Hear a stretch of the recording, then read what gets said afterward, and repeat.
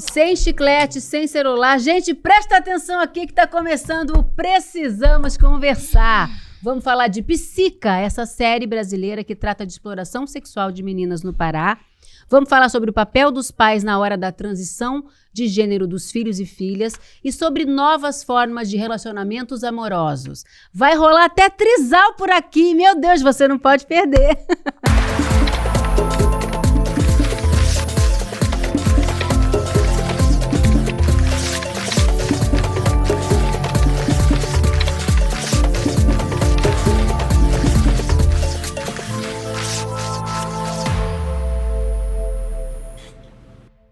Olá a todos! Mais um Precisamos Conversar entrando no ar. Sejam todos muito bem-vindos e muito bem-vindas. Eu sou a Juliana Baroni e estamos começando agora o nosso programa que vai ao ar todas as terças às 19 horas aqui no ICL.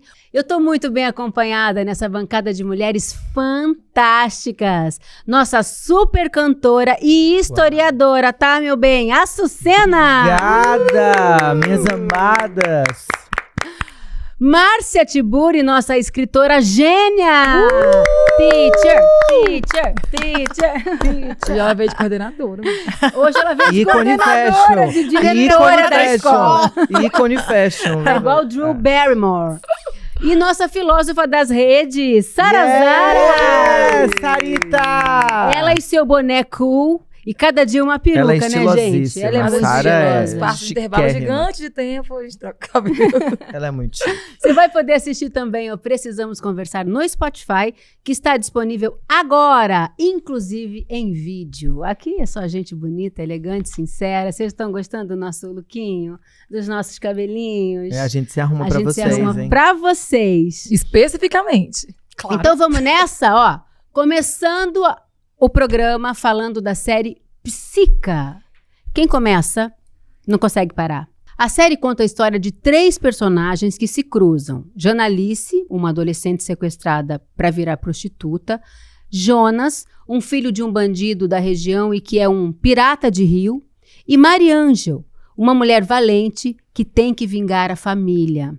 O que vocês acharam da série, meninas? Porque, para mim, ela é uma espécie de Cidade de Deus, o filme Cidade de Deus, só que no Pará. Tanto que a equipe é a mesma de Cidade de Deus, né? A gente tem na produção e na direção de um episódio o Fernando Meirelles, mas a direção mesmo é do seu filho Kiko Meirelles, o roteiro é do Braulio Mantovani, é uma super produção de O2 e tá na Netflix, para quem ainda não assistiu. E todas nós assistimos? Não, Eu Márcia não A assistiu. Márcia não assistiu porque ela... Tá com gatilho, Márcia. Tá, Tô. Mas é uma série bem difícil. Não, sério, eu olhei a cara do negócio e disse, eu não tô Não, podendo ver isso. assustadora. É assustadora É mesmo. assustadora. É. Eu acho que a Sara tem muito pra dizer, mas antes eu só queria abrir, Sara, com uma coisa sobre o início da série mesmo. Eu acho que a série, ela tem uma trama bem feita, mas ela tem uma trama de assuntos, de temáticas que vão se desdobrando. Então eu queria começar do começo. A série começa com a exposição de uma menina menor de 18 anos por seu parceiro sexual que grava ela fazendo um sexo oral nele e expõe esse conteúdo nas redes sociais e esse conteúdo se viraliza. Eu acho que esse início a gente esquece ao longo do enredo, mas é um início muito poderoso para se discutir o que significa um menino expor o rosto de uma vulnerável, de uma pessoa que não consentiu. Na realidade, não houve consentimento. E ela chega na escola e ela é depois tirada da escola, do seu convívio social, de sua família, para que os pais pudessem repensar uma nova vida para ela. E a partir daí ela vai ter um enredo assim triste, com tráfico sexual de mulheres. E a vergonha cai sobre ela. E a vergonha cai sobre Sempre. ele, não sobre o menino. E a violência, assim, ela é violentada várias vezes. O menino, que ela faz sexo oral e expõe o rosto dela. Na escola, ela é violentada por todos os amigos que ficam fazendo bullying com ela. Depois ela chega em casa, ela ainda sofre violência dos pais. Porque aí eu quero ouvir a Sara, porque a mãe dela é extremamente religiosa. E não aceita que a filha tenha andado por um mau caminho e quase que a expulsa de casa. Na verdade, leva ela pra morar com uma prima, com uma tia, sei lá. Antes expulsasse, né? De repente, Uma tia. ela sendo expulsa, Com ela ia uma tomar uma tia. decisão melhor sozinha E do o que você acha, Sara, dessa mãe que, por causa de um dogma, né, religioso, renega a própria filha, nesse momento que a filha está extremamente vulnerável? Menina, essa série, pra mim, ela trata uma cebola de 1 milhão de toneladas, né? Uhum. Primeiro que uma coisa que eu sempre pensei, que às vezes a vida difícil que a mulher leva desde a sua infância são quase sempre por decisões tomadas por homens. E isso não quer dizer que seja uma péssima pessoa, um homem ruim.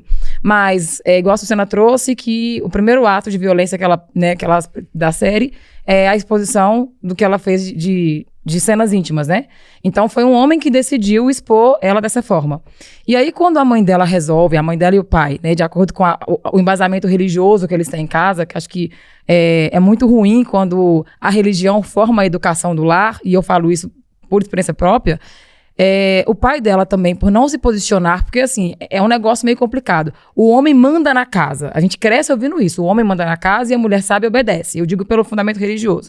Mas aí quando precisa do homem mandar e, de fato, ir lá e se posicionar numa situação dessa, o que ele poderia fazer? Ele poderia ir lá dar um couro no menino, então, se fosse a questão de homem para homem. Mas parece que os homens sempre se protegem.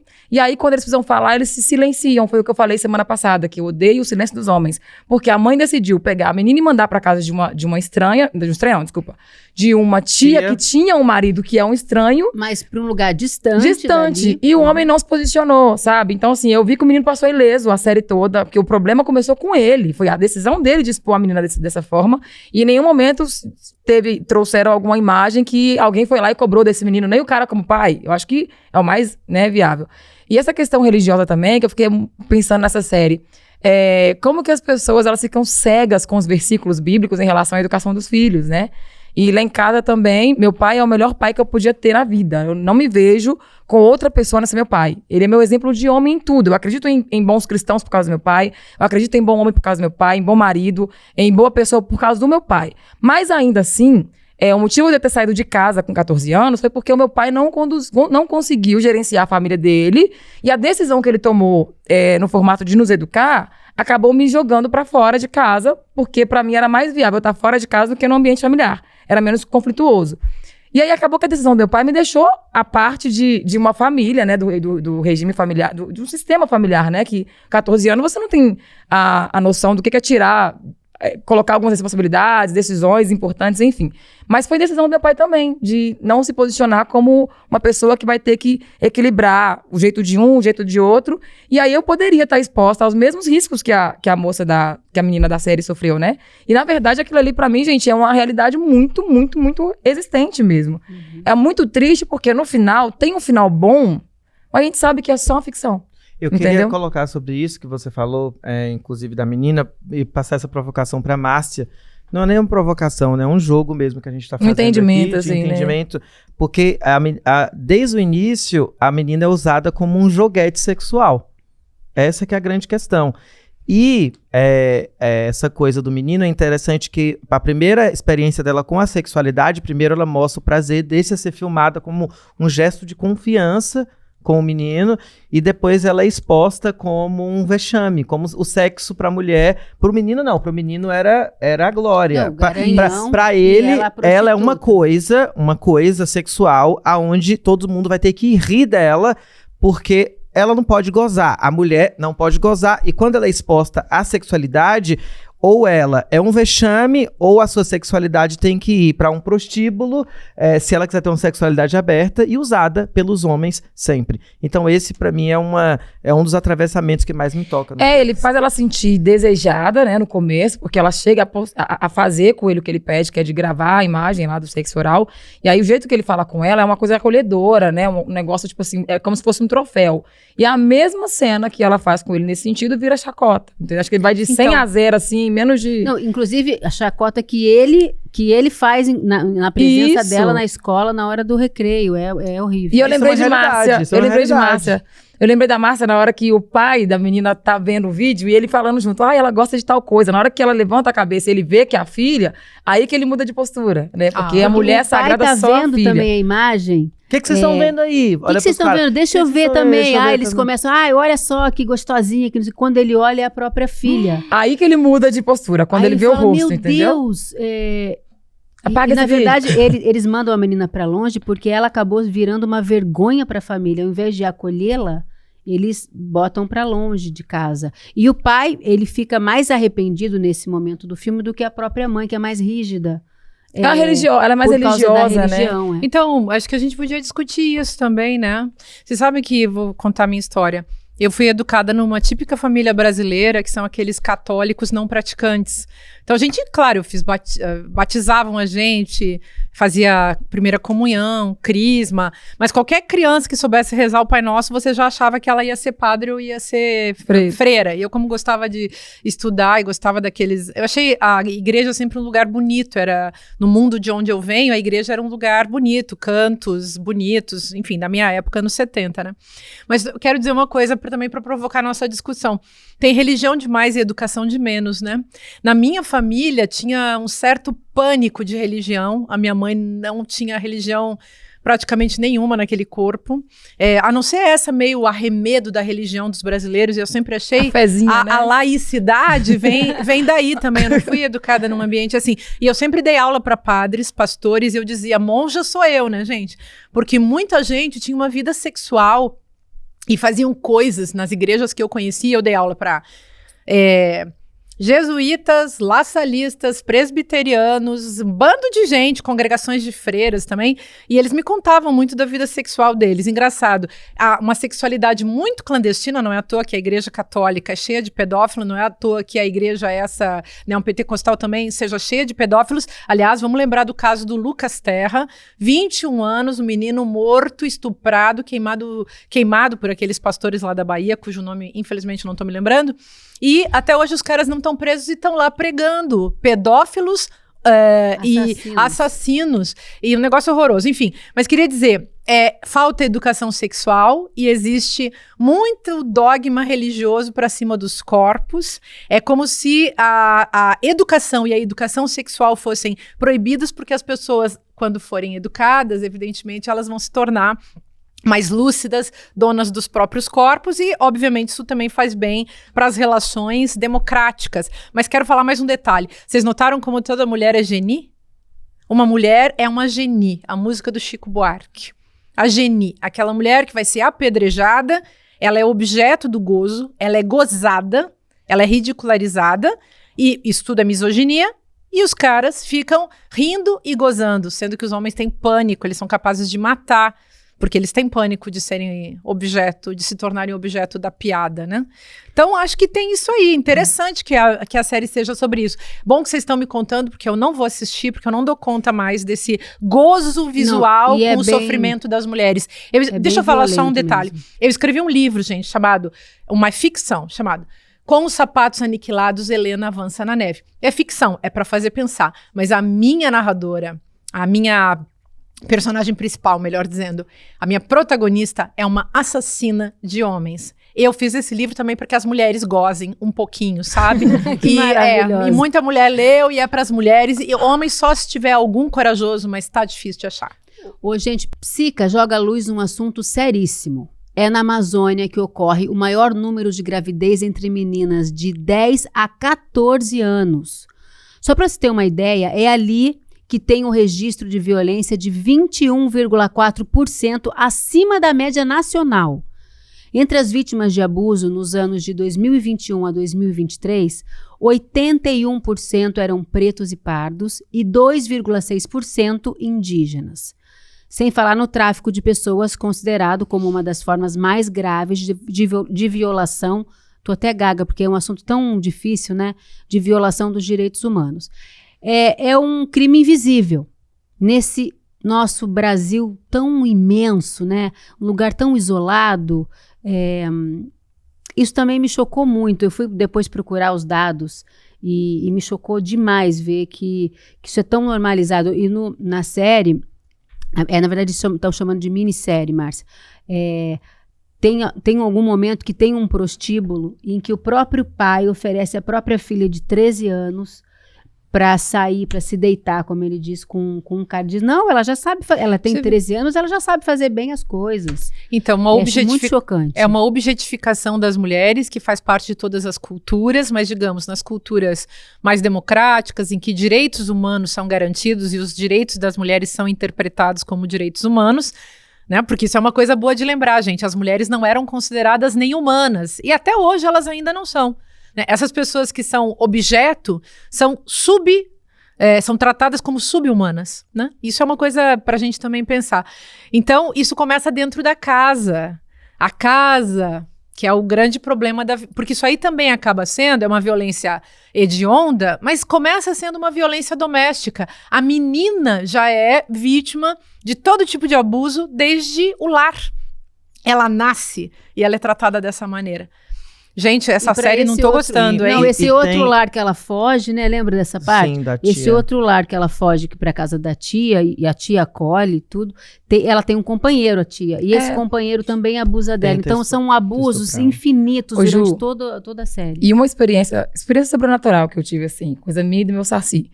Quando me ofereceram a proposta de casa de aposta, né? Que eu fiquei meio chateada porque eu não tava conseguindo aceitar, mas ao mesmo tempo tava ficando triste porque era muito dinheiro.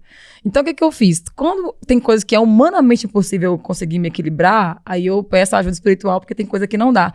E aí, eu pedi paz, sabe? Eu falei, eu preciso sentir paz com a minha decisão de não trabalhar com casa de aposta. E eu não sei por que, assim, eu não sei se eu tava viajando, se foi um saci mais levado, que eu comecei a pensar, esse dinheiro de casa de aposta, eu acho que nem se todo brasileiro jogasse todo o salário, seria possível juntar esse monte de dinheiro, porque só com a divulgação que eles pagam pro influenciador, já é muito dinheiro. Imagina o resto, né? Se o influenciador vai ganhar milhões, imagina o dono da casa de aposta. Então é muito dinheiro. Eu comecei a pensar, assim, pra poder, não sei, posso estar viajando, mas eu acho que grande parte de dinheiro de tráfico humano, dinheiro de tráfico de mulheres, eles precisam lavar, eles precisam circular esse dinheiro. E qual que é o crime aceitável hoje no Brasil? É a casa de aposta, né? Então, de todos os outros crimes que a gente vai denunciar, que é muito mais perigoso, o da casa de aposta é o mais simples. Então, tipo, rola uma CPI, um negocinho outro ali, e o dinheiro vai se enfiando aí, que é fácil justificar uma nota. Aí paga a Sara Mara, eu vou emitir uma nota para receber, que vai querendo ou não, validar o dinheiro como um dinheiro certo, mas e esse volume de dinheiro vem de onde? Aí você vai nessas regiões do Brasil, que não é só lá, e tá rolando isso assim de forma absurda, e não tá rolando nenhuma CPI para investigar esses dados que você trouxe de sumiço de pessoas, entendeu? Então eu acho que também o buraco é muito mais embaixo, sabe? Esse dinheiro, esse negócio que rola, esse tanto de coisa que acontece, acaba entrando nisso de uma forma de lavar dinheiro e continuar, entendeu? Eu acho, assim. Sim, é uma suposição que faz sentido, até porque grande parte dessas bets tem relação com a pornografia. Exatamente. Diretas, assim. Uma coisa que eu gostei da série, a nossa teacher falando do gozo de ver mulheres sofrendo, é que essas mulheres, inclusive a personagem principal, que é a Jana, ela não se entrega e ela não se sente submissa a nenhum homem, e ela sempre encontra um jeito de fugir, e ela sempre encontra um jeito de consciência, de se conscientizar de que ela é livre. E de que aquilo não é ela, e ela não é aquilo, e ela não quer ficar ali. Ela tenta matar os seus abusadores. Ela tenta matar os seus sequestradores. Ela tenta se organizar com as suas iguais. É o tanto que tem uma cena que eu gosto muito dela se organizando com uma indígena que foi sequestrada. Me lembra muito quando a minha avó paterna fala que a avó dela foi pega no laço como se fosse um bicho. E essa menina foi tirada de sua aldeia de forma violenta, né? Sequestrada, que acontece muito nas aldeias indígenas, inclusive, e elas se organizam para se libertarem. E é engraçado que a série nos leva a entender que essas meninas, e essa menina, personagem principal, que tem inclusive uma outra discussão, que é sobre a questão dela ser branca numa sociedade majoritariamente parda e indígena, que a sociedade tornar o alvo mais atraente, porque é diferente do lugar. Justamente. Exato. E na Guiana, por ter muitas mulheres negras. Né? Então era um petisco diferente. Era um petisco diferente, por ela ser branca. Ainda tem essa discussão.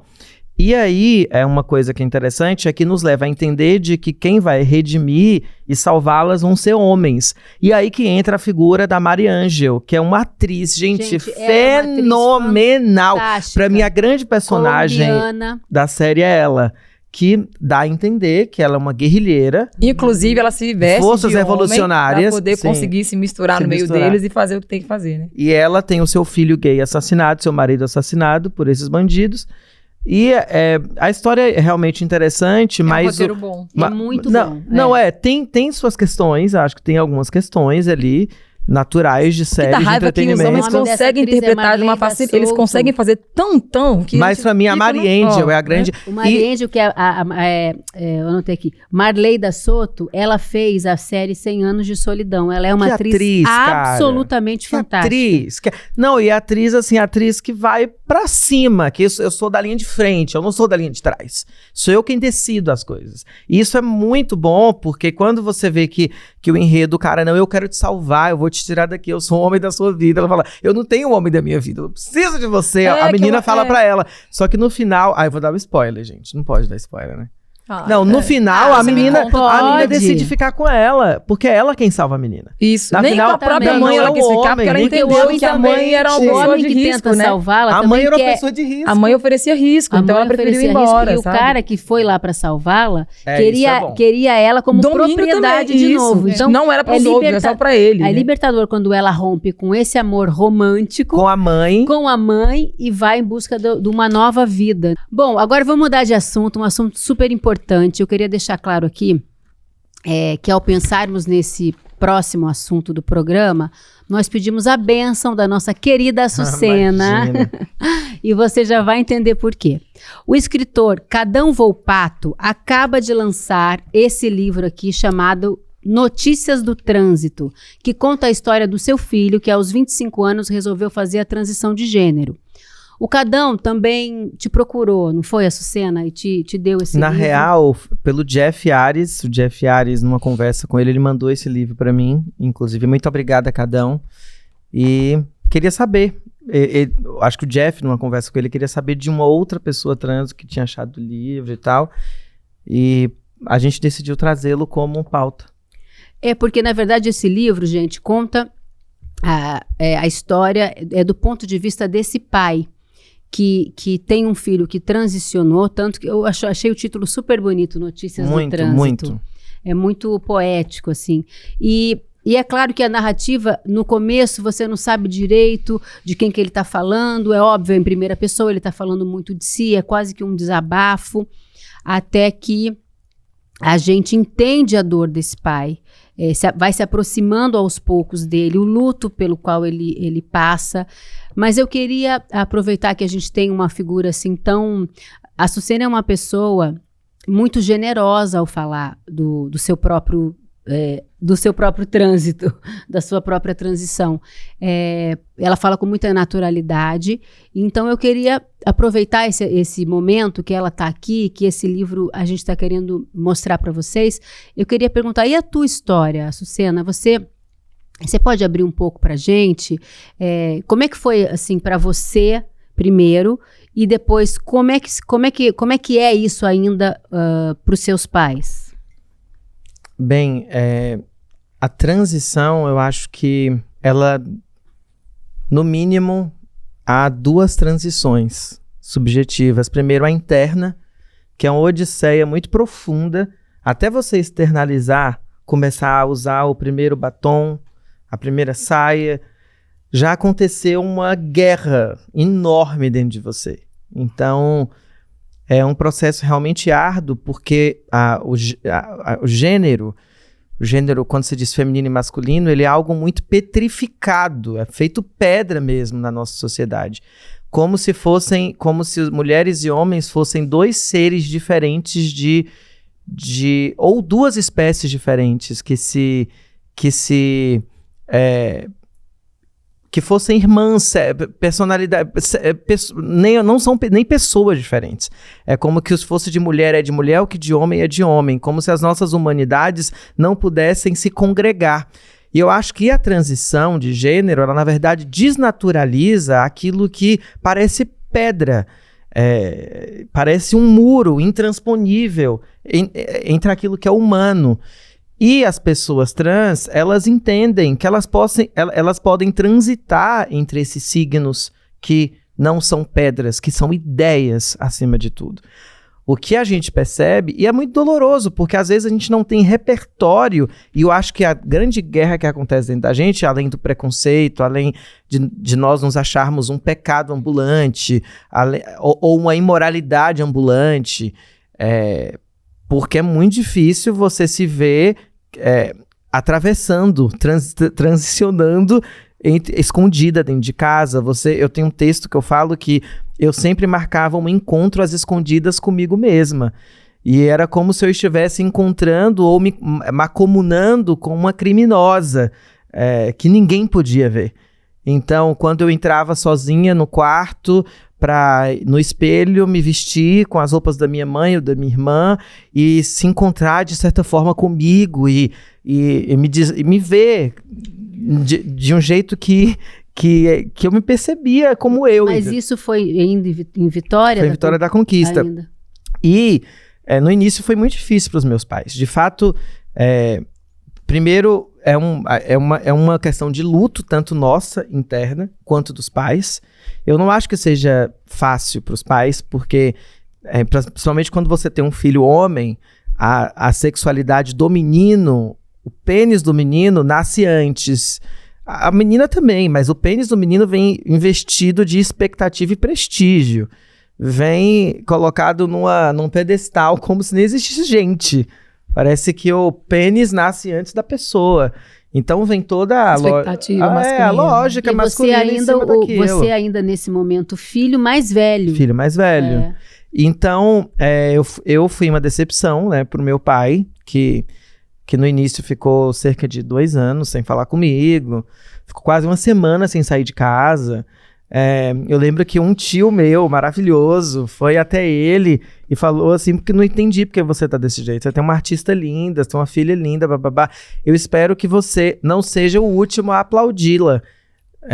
Que lindo, fazendo uma analogia com a arte, isso. né? Ai, que bom! E então ele começou a repensar, porque ele tava com vergonha. E por isso que eu achei interessante desse livro, e aí eu queria abrir para vocês, porque quando meu pai ele se tranca, é mais sobre ele do que sobre mim.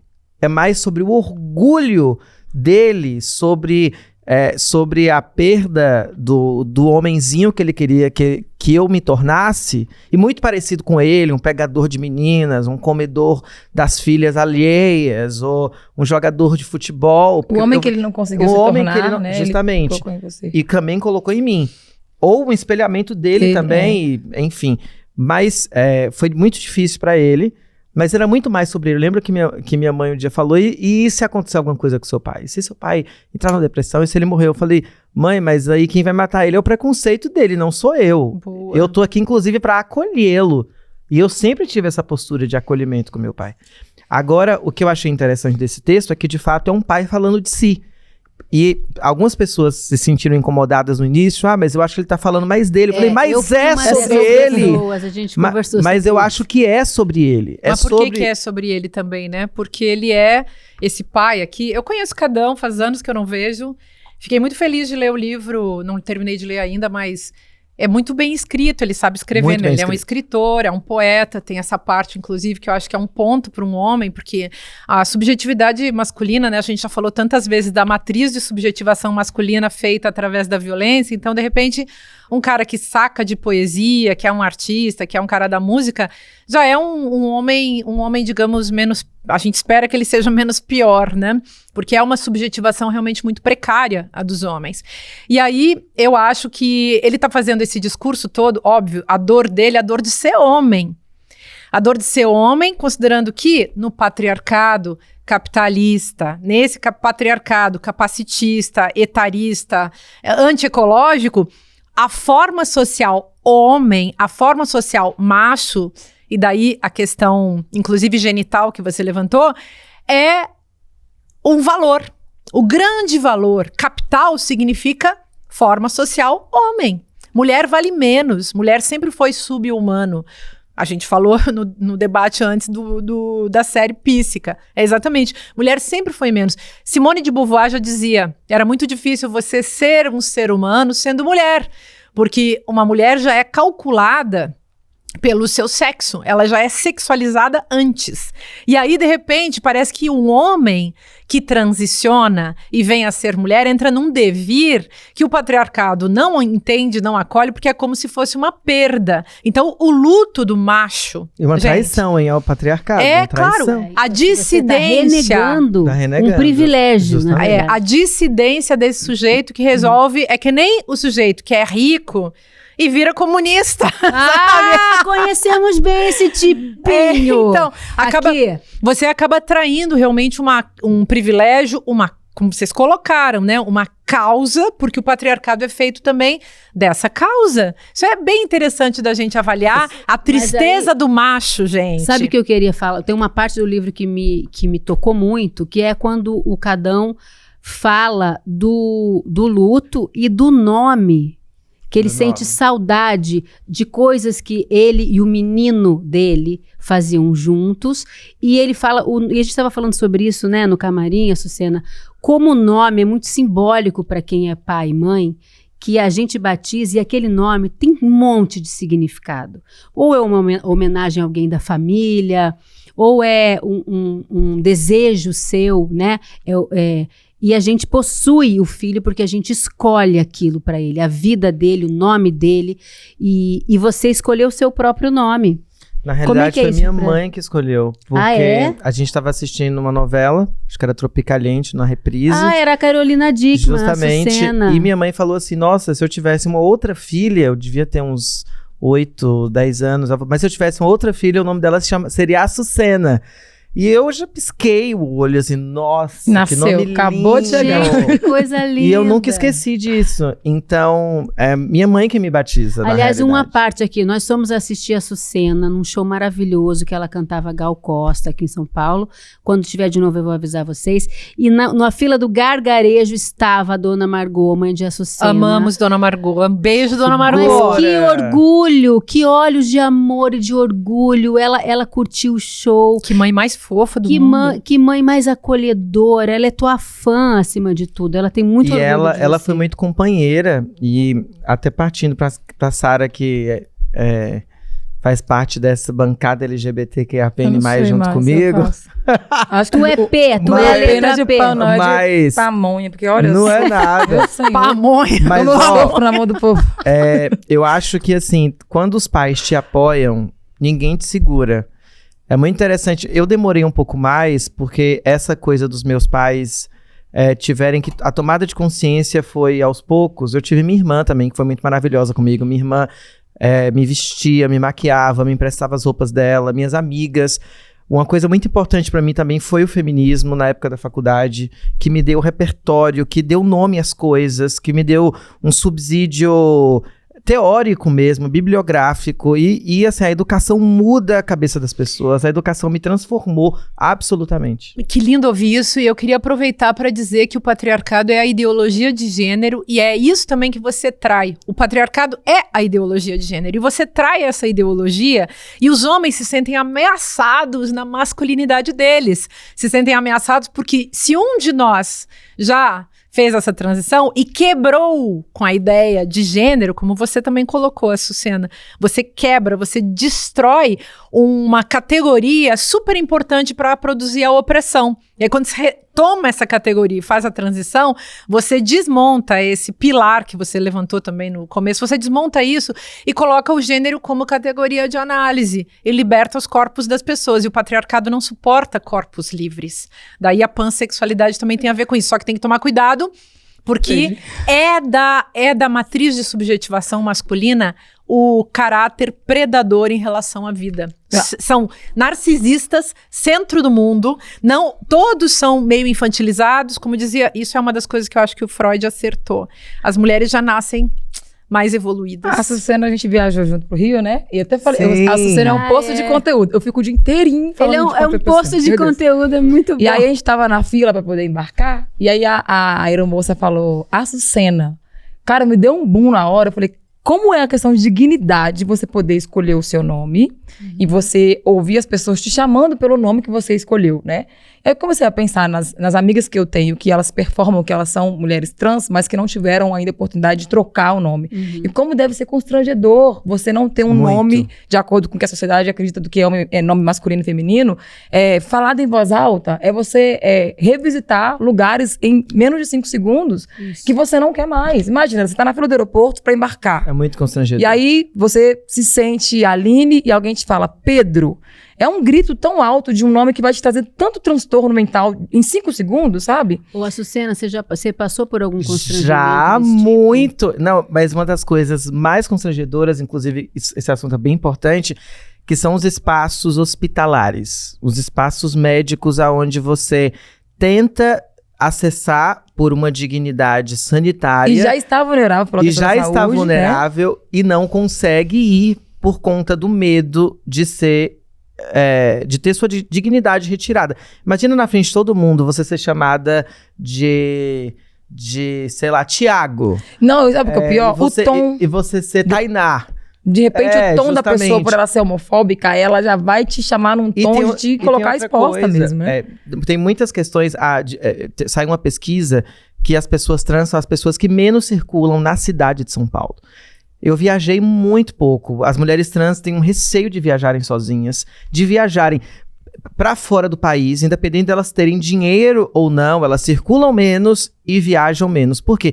Se usar um banheiro já é um problema dentro do seu próprio país, na sua língua, imagina você fora daqui. Mas eu acho também a questão da comunicação. O que liga o mundo e as pessoas, primeiro é a comunicação. E qual que é a primeira coisa que a gente pergunta na conversa? Gênero, qual é o seu nome? O seu nome é sabe? gênero. E aí já começa um transtorno. Pra que sair de casa? Ficou aqui, entendeu? E pronome. E a questão do banheiro. Imagina que pra pessoas cisgêneras, o banheiro não é uma questão, gente. Pra gente, o banheiro é sempre uma questão. A gente fica com receio de entrar no banheiro antes de usar. É sempre uma questão. Independente de onde você esteja, é sempre uma questão. E eu já tive... teve uma menina, inclusive, na Praça Roosevelt, tinha um lugar que aparentemente eu estava segura. A menina pediu pra eu sair do banheiro, porque aquele não era o meu banheiro. Logo na praça. Pois em um espaço, o antro do antro. Inacreditável. E aí me parecia que era daquela turma do Radfem, que se autodeclara Radfem. Ai, que coisa. Eu não sei o que é Radfem. Então é uma questão. É uma questão. É um tipo de feminismo complexo. Eu também não gosto de demonizar as Radfem. Eu entendo as Radfem. Mas eu entendo psiquicamente. Mas o que quer dizer Radfem? É feminismo radical. Que não é radical, né? Radical. Porque não Na verdade, é mais preconceituoso no meu ponto de vista do que radical, porque elas trazem muitas conversas que não... Elas excluem muitas pessoas. Tem Radfens que são transfóbicas, né? Exatamente. Então, isso é uma coisa muito complicada, porque, assim, tem questões mil no mundo do feminismo e essas mulheres certamente também reconhecem uma coisa que é um fato. As mulheres cis... no nosso mundo, elas não têm nem lei para elas, né? Como eu vivo dizendo, a gente precisa regulamentar a vida também dessas mulheres. A gente precisa, por exemplo, equipará-las na lei de transfobia, de racismo, de lesbofobia, porque uma mulher que não seja lésbica e não seja trans, ela não tem por onde se defender, por exemplo, da misoginia. Por outro lado, uma mulher lésbica e uma mulher trans, elas vão poder se defender da transfobia e da lesbofobia, mas não da misoginia, da qual elas também são vítimas. Porque já basta ser mulher, e que nos une. Aguentar a transfobia também, eu acho que fica tão fácil de pensar. Tudo que tem que explicar, gente, é complexo. Então, se você precisa parar pra explicar o que não é óbvio, então porque é complexo. E o pessoal parece que pesa mais, sabe? Açucena, como é que é a relação de sua com teu pai hoje, assim? Não, muito melhor. Eu acho que eu lutei também pela minha família, porque eu sou uma pessoa que... Você é muito família. Eu sou muito família. E eu lutei na esperança, inclusive, de reivindicar que uma pessoa trans não necessariamente deve ser o oposto natural do que é família, do que é coletivo nuclear familiar. Porque, assim, é sempre... A mulher trans, naturalmente não. Compulsoriamente, ela é colocada como oposto natural a uma família. Porque se a família é o conjunto, a mulher trans é a solidão e o espaço público o espaço público não, a mulher trans é o esconderijo, porque a mulher trans tem que ser um ser noturno, é um ser das ruas, é um ser da não exposição, exilado. Da Sim, sociedade. Pode existir travesti? Pode. Onde? Debaixo de um viaduto a meia luz, debaixo de uma rua a meia luz. A mulher trans não pode ocupar a dignidade da luz do meio-dia, do espaço público, que é o que a gente está lutando hoje, para poder não só ocupar a nossa dignidade pelo nome, pelos hospitais, pelos exames, mas também de entrar numa padaria, de poder ser uma caixa de supermercado, de poder ser uma recepcionista, uma médica. Sabe o que eu acho também? De ser invisível. De ser invisível também. De ter direito, certo. Ótimo, não Sara. é invisível. Ótimo, Se você ainda Sara. não viu essa cena no palco, você tem que ver. Se olhar, né, pra ela e chamar a atenção. Eu lembro que Carla, né? Tô falando no corpo, não, alma, quero pôr Deus tem um bom lugar, misericórdia. Que é que uma ela amiga falou? minha.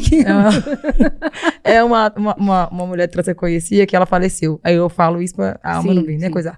E aí ela trabalhava comigo na Atento, eu trabalhava na Atento, no call center. E aí, nessa época que começou aquele negócio, né, acho que o call center foi o que mais abraçou pessoas trans, né, o povo colorido e tal.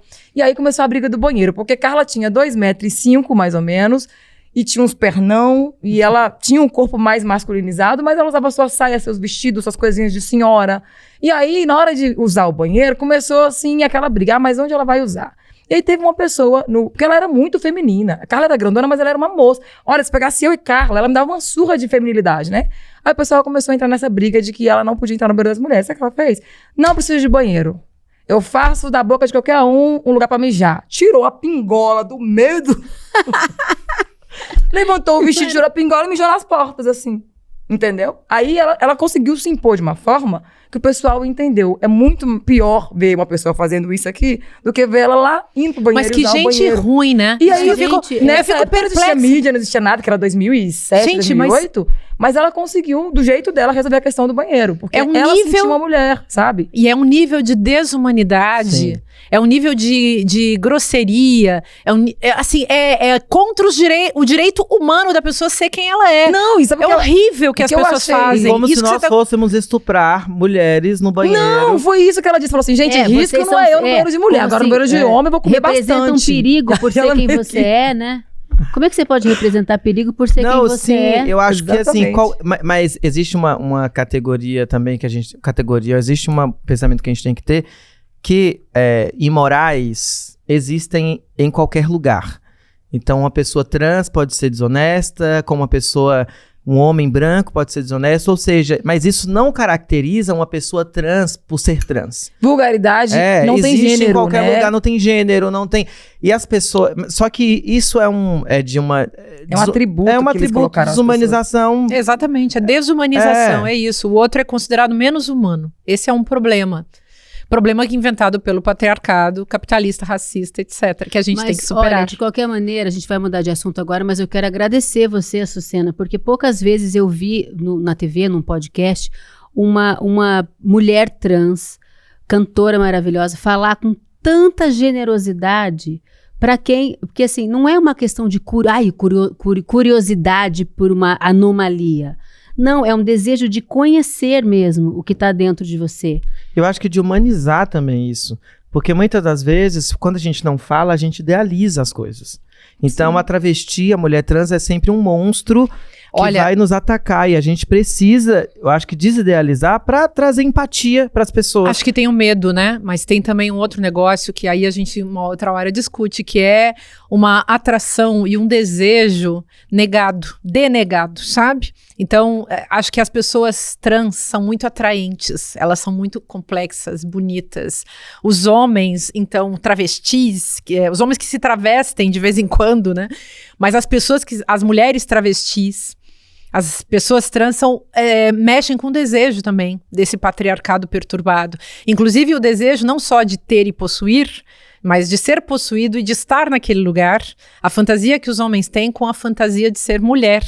Então, é um assunto O pastor também. de que a maioria calcinha tá deles aí, né? acredita O Pra que dizer. pastor tá aí pra dizer. Eu acho que eles acreditam É que o é um pastor poder de de calcinha. escolha, né? Eu acho que roda muito no imaginário que a pessoa trans, ela escolhe transitar. Não E escolhe. aí, dentro desse negócio de acreditar que é um poder de escolha, e eles não têm essa coragem de poder escolher tanto as suas vontades, fica nesse imaginário mesmo, né? Justamente. E tem uma coisa que, para concluir o que a Márcia disse, que eu jamais escolheria me diminuir. Olha que engraçado. E pra mim, ser mulher não é me diminuir, mas o apelido que eu levava na escola era de mulherzinha. Ou seja, desde pequena, a gente aprende que quando você é um menino e você tem trejeitos femininos, você se diminui. E você não é nem mulher, você é uma mulherzinha. Então, assim, é doutrinatório. E isso na escola. Desde o cruzamento de pernas, quando minha professora falou, você é um menininho, não cruzar a perna assim. Isso foi real. Cruza a perna que nem um homem. No recreio, todo mundo me chamava de mulherzinha. Só que essa minha arquitetura do meu corpo era a minha natureza. A minha natureza era ela. O que foi acontecendo é que a escola vai nos desnaturalizando Já começa por no essa campo ideologia educação, de né? gênero masculinizante.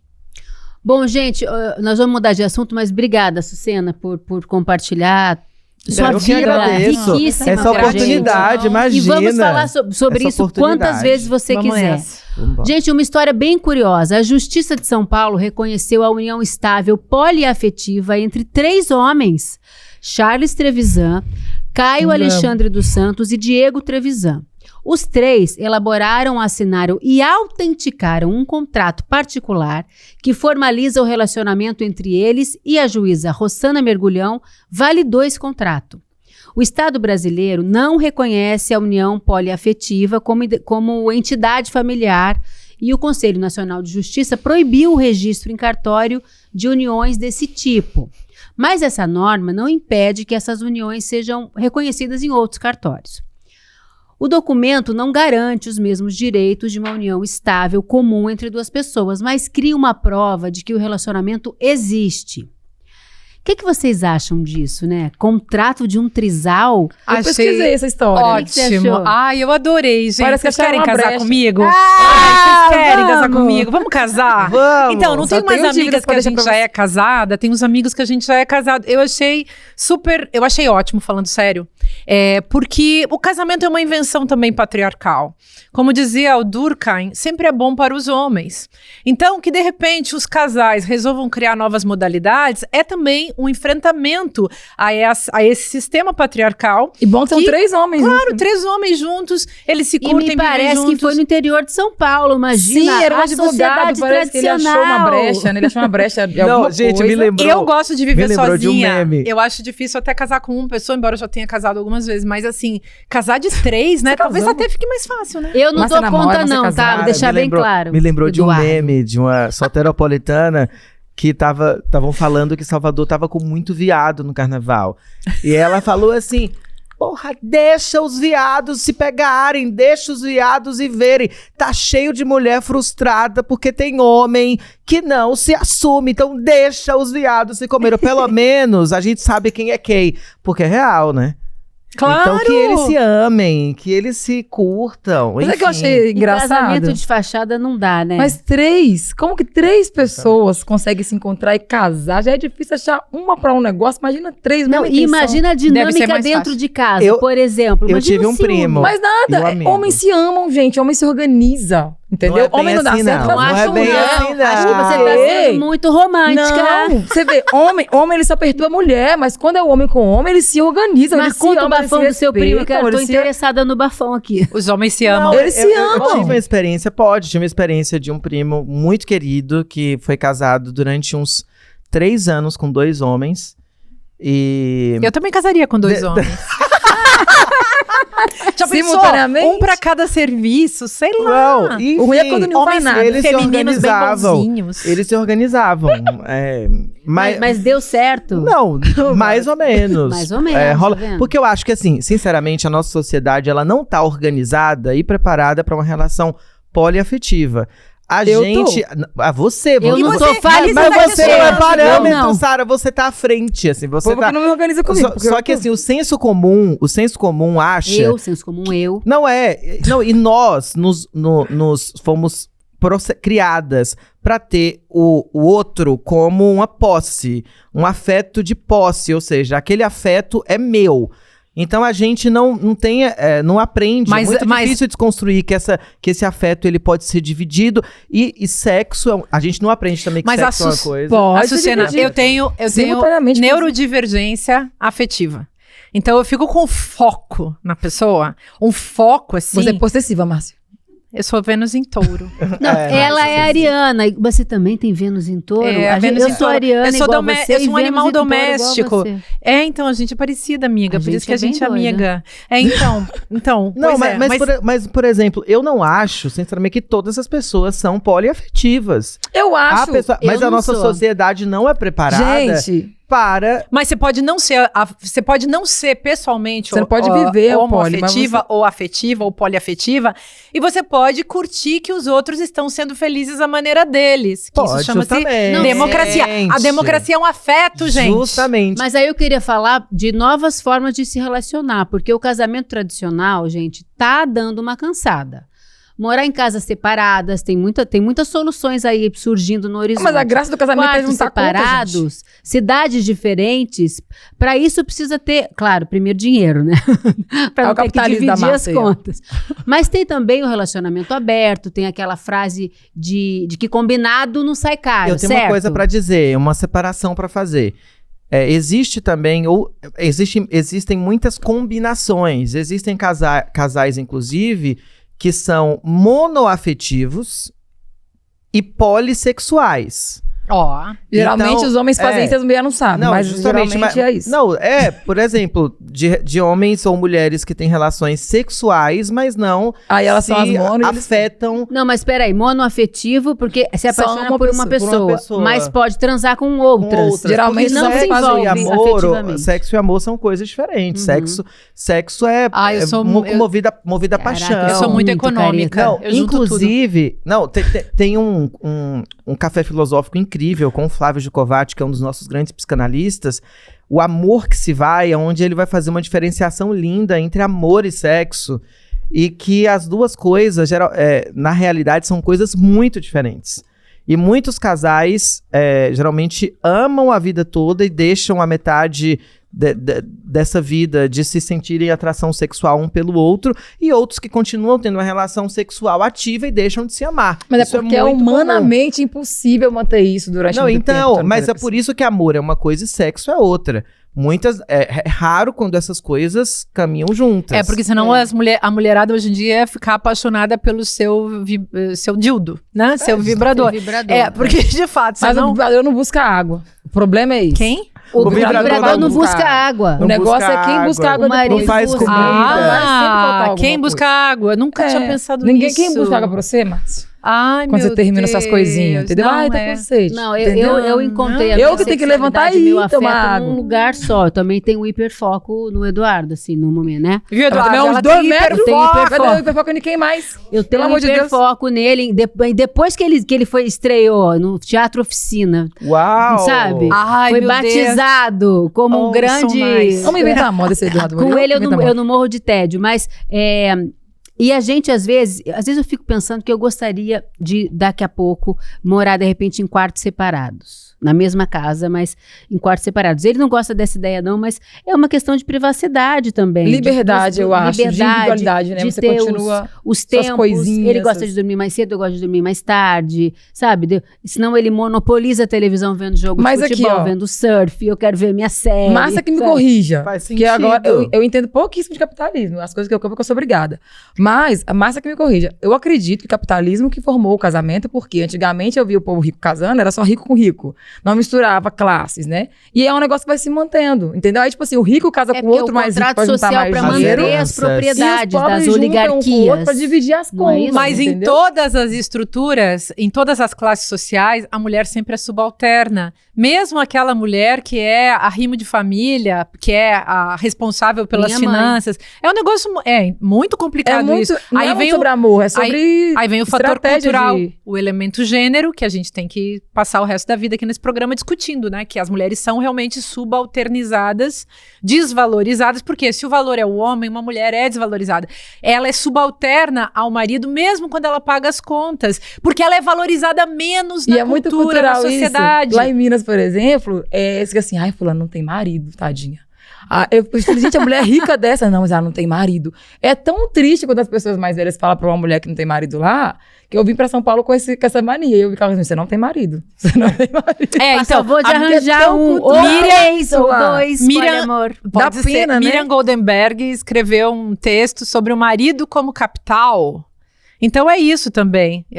Já que você é subalternizada, você arranja um marido para colocar naquele lugar, e aquele marido tem que ser um sucesso. Ele que te dá o valor, né? É Ele porque que atribui valor à mulher. É a prótese Absurdo. do valor. O marido como prótese do capitalismo. Não né? tem valor nenhum, nem antes, nem agora. Olha, meu Deus. Ô, gente, que papo bom, não dá vontade de parar nunca de falar, né? Mas atenção, eu tenho um recado muito importante. As vendas de ingressos para o Despertar 2025, a revolução necessária, estão oficialmente abertas para o público. O maior encontro da comunidade CL será nos dias 19 e 20 de setembro, no espaço Vibra São Paulo, a maior casa de shows do Brasil, com capacidade para 4.000 pessoas, e o ano passado estava lotado, foi a coisa mais linda. Vai ter a presença de toda a equipe do ICL, nós estaremos lá fazendo a nossa roda de conversas, precisamos conversar ao vivo, vai ser na verdade um programa de auditório, meu sonho, e além de grandes nomes da atualidade, como por exemplo, olha, só para dar um gostinho para você, Marina Silva, Margarete Menezes, a Leida Guevara, a filha do Che Guevara, vai dar uma palestra, Miguel Nicolelli, Serginho Groisman, nosso amigo querido, Leone, cantor, sou tão fã do Leone, gente. Eu adoro. Acho que uma das músicas que eu mais gosto esqueci. Mas daqui a pouco eu lembro. Pastor Henrique Vieira. Gente, por que não eu? Que eu mais gosto dele. O Despertar 2025 é o início de uma revolução que vai conectar pessoas, ideias para transformar o Brasil. E vai ser divertidíssimo. Acesse agora mesmo despertar2025.com.br para garantir seu lugar e também conferir os gigantes que vão estar lá com a gente. Eu quero todo mundo lá, vai ser muito legal, muito divertido. E a Sucena vai dar um pocket show. Além da nossa roda de conversas, a Sucena vai cantar umas musiquinhas para você. Porque ela é cantora. Porque ela é O nosso demais. programa de auditório, vai ser nosso programa de auditório. Vai ser meu demais. momento Xuxa. Nosso E momento- você é a Paquita Nossa, crente, que eu já falei. também O você sonho Paquita. realizado, Paquita crente. Ó, a gente acabou de falar também sobre qualquer maneira de amor que vale a pena, né?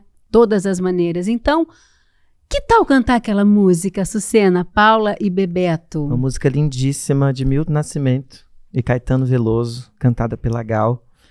E é isso, para todos os casais, os trisais, os polisais. E os sozinhos, E os sozinhos, os que se amam. Porque a gente tem que se amar. Como é que é essa música mesmo? Vambora.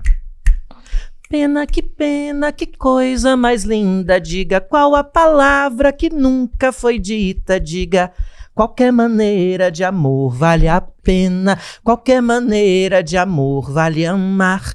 Qualquer maneira de amor vale aquela. Qualquer maneira de amor valerá. Uma letra dificílima, você arrasou. Maravilhosa. Primeira vez, você esqueceu Ela das esqueci. coisas. Não, ela é, normal, ela é cheia de trocadilhos. Ela é cheia Cheia. Eu sempre cantei tudo Você é errado, eu normal acabei que de nem descobrir. Eu não sei nem. Que maravilha. Olha, nosso encontro foi ótimo, gente. Mas aí Semana a gente que vem canta tem lá. mais. A gente canta lá no Vibra. Então lá no Vibra São Paulo, vocês vão ouvir a Sucena cantando essa e muitas outras canções. Olha, a semana que vem estamos aqui, não saiam daí, continuem com a programação do ICL. Que semana, né, gente? Que semana. Um beijo semana. e até a semana que vem. Beijo, gente.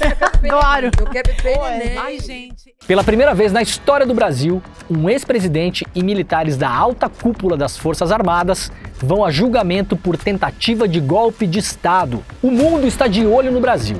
E para você entender exatamente como chegamos até aqui, o ICL preparou um dossiê definitivo com documentos, provas e imagens históricas que culminaram no julgamento do século.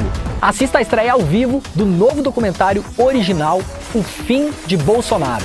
Como a democracia brasileira venceu o golpe. Será no dia 14 de setembro, às 8 horas da noite, com debate ao vivo com Eduardo Moreira, Juliana Dalpiva, Elô Vilela, Chico Sá e comigo, Leandro Demore. Garanta seu ingresso em icl.com.br/estreia.